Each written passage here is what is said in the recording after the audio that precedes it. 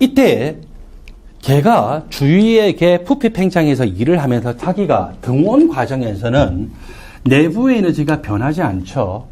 등원이라고 하는 것은 일을 한 만큼 열을 받았기 때문에 그렇습니다. 그래서 고온의 열원으로부터 A에서 B로 변할 때에 열을 받고요. 그 다음에 어떤 경우에 또 자기가 열을 흘러나갈까요? 단열 조건에서는 열의 출입이 없어요. C에서 D로 올 때는 걔가 분명히 주위로부터 일을 받았죠. 일을 받으면은 일을 할 수 있는 능력이 증가되니까 내부 에너지가 증가돼요. 일을 받으면은 일을 할 수 있는 능력이 증가돼서 내부 에너지가 증가되니까 온도가 상승해야 됩니까? 그대로입니까? 하강해야 됩니까? 상승해야 되죠. 근데 등온이래요. C에서 D로 올 때. 왜 등온일까요? 자기가 열을 뺏긴 거예요. 열을 공급할 수 있는 능력이 그만큼 바깥쪽으로 빠져나간 거죠. 그래서 그것만큼 내부 에너지가 감소하고 내부 에너지가 감소하면 온도가 하강이 되는데 서로 어때요? 딱 상쇄가 돼가지고 온도 변화가 없는 거죠. 그래서 C에서 D로 변화할 때는 걔가 주위로부터 분명히 부피 압축에 의해서 일을 받았는데 자기가 저온의 열원 쪽으로 뭐를 뺏깁니까? 열을 뺏겼죠. 그래서 열을 뺏겼기 때문에 자기가 알짜로 그렇게 일을 받았다 할지라도 온도 변화가 없이 등온 조건으로 나타날 수가 있습니다. 자, 저기에서 열 엔진의 효율을 구하라고 했고요. 분명히 저 열 엔진이 고온의 열으로부터 열을 받으면서 알짜로 요만큼의 일을 했거든요. 따라서 열 엔진의 효율을 구하라. 효율은요, 뭐와 뭐 사이 값일까요? 0과 1 사이 값이죠. 왜냐하면 효율은 일종의 분율이기 때문에 그렇습니다.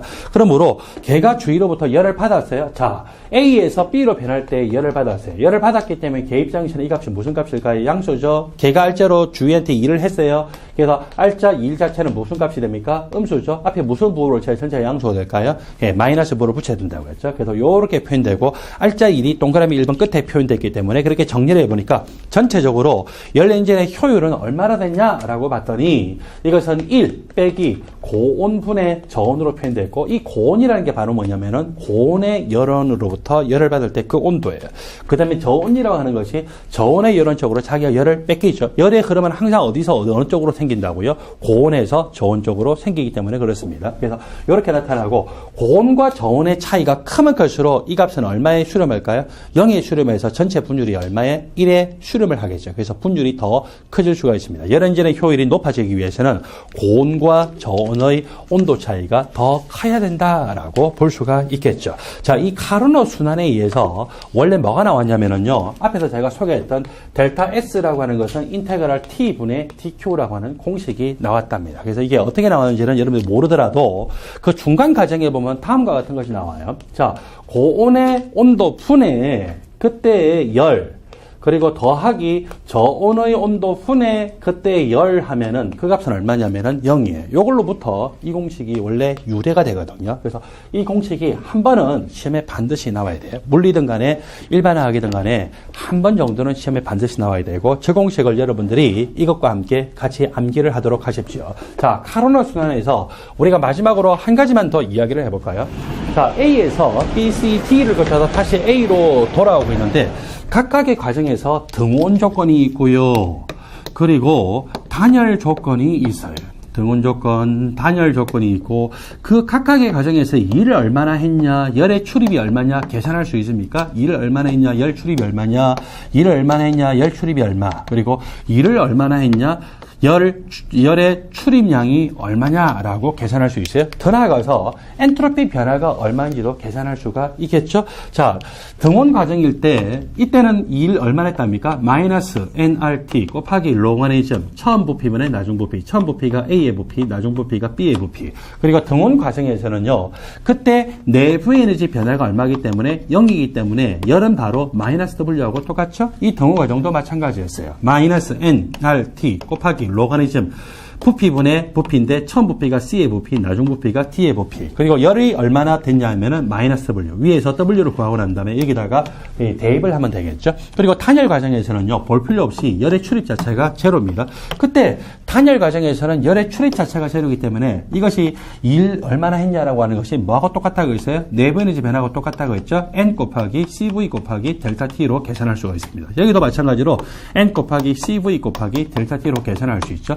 자, 여기 X축을 읽으면은요, A와 B와 C와 D의 부피를 읽을 수 있어요. Y축을 읽으면은 A와 B와 C와 D의 압력을 읽을 수가 있죠. 그러면 온도는 어떻게 읽으면 될까요? 항상 기체다라고 하면은 PV 이퀄 nRT를 떠올릴 수가 있죠. 따라서 온도라고 하는 것은 nR분의 PV에 해당이 됩니다. 그러므로 A 조건, B 조건, C 조건, D 조건에서의 여기 부피와 압력을 읽을 수 있으면은 부피 압력을 여기 대입하면 돼요. 1몰이면은 1, 2몰이면 2 대입하면은 각각의 상태에서 뭐를 구할 수 있어요? 온도를 구할 수 있죠. 그래서 그 온도를 구해서 예를 들어서 B에서 C로 변할 때 온도 변화가 얼마냐? 그러면은 C의 온도 빼기 B의 온도 하면 되겠죠? 그 다음에 D에서 A로 변할 때 온도 변화가 얼마냐? 라고 하면은 A의 온도 빼기 B, 여기 D의 온도로 하시면은 될 거예요. 그래서 이렇게 해서 우리가 각각의 과정에서 얼마만큼의 일을 했냐? 얼마만큼의 열의 출입이 생겼냐라고 하는 것을 계산할 수 있습니다.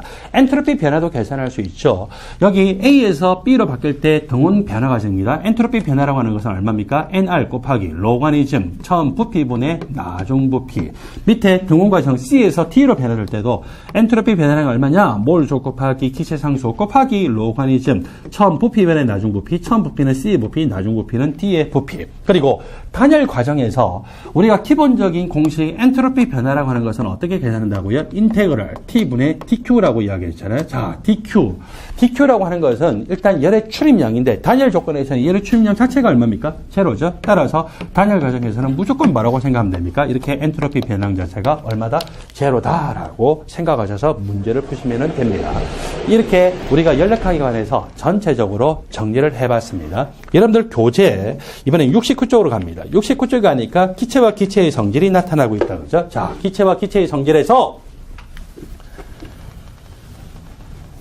감사합니다. 천천히.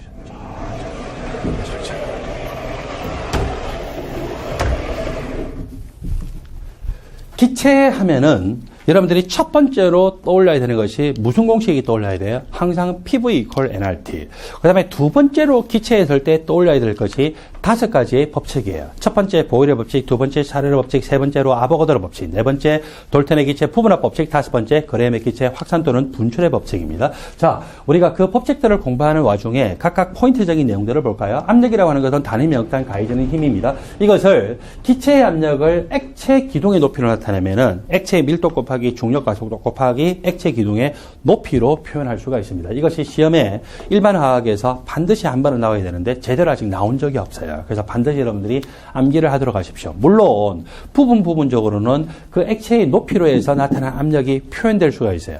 수은 기둥의 높이가요 760mm다. 그러면은 그 압력이 얼마라는 거예요? 760mm 수은 기둥이죠. 그게 바로 요 의미예요. 그래서 수은 기둥의 높이로 나타낸 압력이다라고 표현되어 있고 수은의 밀도나 중력과 속도 그게 고려됐을까 안 될까요? 당연히 고려가 된 거예요. 그래서 그런 식으로 해서 이 공식에 대해서 여러분들 생각하도록 하십시오. 자, 이렇게 해서 제가 수은에 대해서 이야기했는데 압력이라고 하는 것은 그 무슨 액체를 기둥에 채워넣든지 간에 그 액체의 밀도 곱하기 액체의 높이 곱하기 중력과 속도. 만일에 물을 채워놨다고 생각하면은 물의 밀도 곱하기 물의 높이 곱하기 중력과 속도로 표현할 수가 있고 여기서 양변이 똑같아야 되기 때문에 중력과 속도 중력과 속도가 서로 섞어가 된다라고 생각하면은 물의 높이는 어떻게 됩니까? 바로 수온의 높이 곱하기 물의 밀도분의 수온의 밀도겠죠. 자, 질문. 1기압일 때 수은의 높이가 수은 기둥의 높이가 얼마가 됐었어요? 760mm이죠. 센티미터 단위라면 76cm예요. 메타 단위라면 0.76m에 해당이 됩니다. 수은의 밀도는 약 13.5, 물의 밀도는 약 1.0. 따라서 이 물의 높이로 나타내면은 수은 기둥으로 했을 때 760mm, 76cm, 0.76m인데 물로 하니까 약 몇 미터 돼요? 10m가 넘죠. 그래서 이렇게 해서 밀도가 작으면 작을수록 액체 기둥이 똑같은 압력에서도 높이가 더 높아야 되는 거구나 라고 계산할 수 있고 여러분들은 이런 식으로 해서 이 계산 문제가 반드시 한 번은 출제가 돼야 되기 때문에 암기를 하도록 하세요. 파란색 공간펜으로 네모가로 표시 열고 닫고 그 다음에 거기다가 큰 불가사리 표시 한 개를 하고 난 다음에 미출제라고 표현을 하세요. 첫 번째 기체 법칙 보일의 법칙입니다. 보일의 법칙에 의하면은 일정한 온도와 압력에서 기체의 부피는 외부 압력에 반비례하더라. 부피와 압력은 서로 반비례 관계입니다. 부피와 압력이 반비례 관계면 이번에는 부피와 압력의 역수는 서로 무슨 관계입니까? 비례 관계에 해당되죠. 그래서 부피와 압력의 역수는 서로 비례 관계, 또는 여기 압력하고 부피를 서로 바꿔치기를 해서 압력과 부피의 역수는 서로 비례 관계다라고 표현할 수가 있습니다. 여기 비례식을요, 즉 이거는 반비례식 같지만 압력분의 1하고 부피는 서로 무슨 관계라고요? 비례관계죠. 비례식을 정식으로 고치기 위해서는 뭐를 도입한다? 상수를 도입했어요. K1에는 상수를 도입했고 양변에다가 P를 곱하게 되면 PV의 곱씨 K1이라고 하는 상수를 만족을 하게 되겠죠. 자, 압력과는 상관없이 압력이 얼마이든지 간에 항상 PV의 곱씨 K1이라고 하는 값을 만족하고 있습니다. 이런 기체를 뭐라고 합니까? 이상기체라고 하고, 무슨 법칙을 잘 만족합니까? 보일의 법칙을 압력과는 상관없이 잘 만족하는 기체, 이상기체라고 하죠. 실제 기체는요, 이 압력이 굉장히 높을 때, 압력이 예를 들어서 500기압이나 800기압처럼 높을 때 이 값이 이 K1입니까? K1보다 훨씬 더 커요? K1보다 훨씬 더 크죠? 그래서 수십 기압이나 수백 기압일 때는 실제 기체는 이렇게 이 PV의 곱이 원래 이상기체처럼 만족해야 되는 것보다 내려왔다가 이번에 압력이 더 커지면 이런 식으로 올라가는 것을 볼 수가 있습니다. 그래서 이상기체와 실제 기체의 차이가 바로 이렇게 보일의 법칙으로 설명할 수가 있습니다. 샤를의 법칙이라고 하는 것은 일정한 압력과 몰수에서 기체의 부피는 절대 온도에 정비례하죠. 절대 온도로 나타내면은 기체의 부피와 절대 온도는 서로 무슨 관계? 정비례 관계지만 이것이 절대 온도가 아니라 무슨 온도? 섭씨 온도로 나타내게 되면은 정비례하는 건 아니에요. Y축 절편이 존재하고 있죠. 원래 왼쪽에 있는 것이 처음에 등장이 됐던 겁니다. 어떻게 나타내냐라고 봤더니 기체의 부피라고 하는 것은 0도씨에서도 부피가 존재합니까? 0도씨에서 부피가 존재하죠. 그래서 그 V제를 더하기 그 0도씨를 기준으로 해서 1도만큼 상승할 때마다 273.15분에 V0만큼 저렇게 증가가 되더라. 그러면 10도가 되면은 그거에다가 10을 곱하면 되겠죠. 그렇죠? 그래서 이렇게 온도가 1도씩 상승할 때마다 요거 배만큼 증가하는 것을 봤죠. 그렇게 해서 여기 좌변은 그대로 내버려두고 우변만 273.15분의 V0로 묶어내게 되면은 스몰 t 더하기 273.15가 되고 스몰 t 더하기 273.15를 우리는 이 절대 온도 라지 T로 표시를 하죠. 그래서 기체의 부피라고 하는 것은 273.15분의 V0 라지 T이고 이거를 우리가 뭐라고요? 스몰 K2다라고 표시하면은 이런 식으로 표시를 할 수 있겠죠. 그래서 기체의 부피는 절대 온도에 비례하는데 이 비례식을 정식으로 고치면은 상수가 되고 상수가 여기서는 얼마가 됩니까? 273.15분의 V0로 나타날 수가 있겠죠.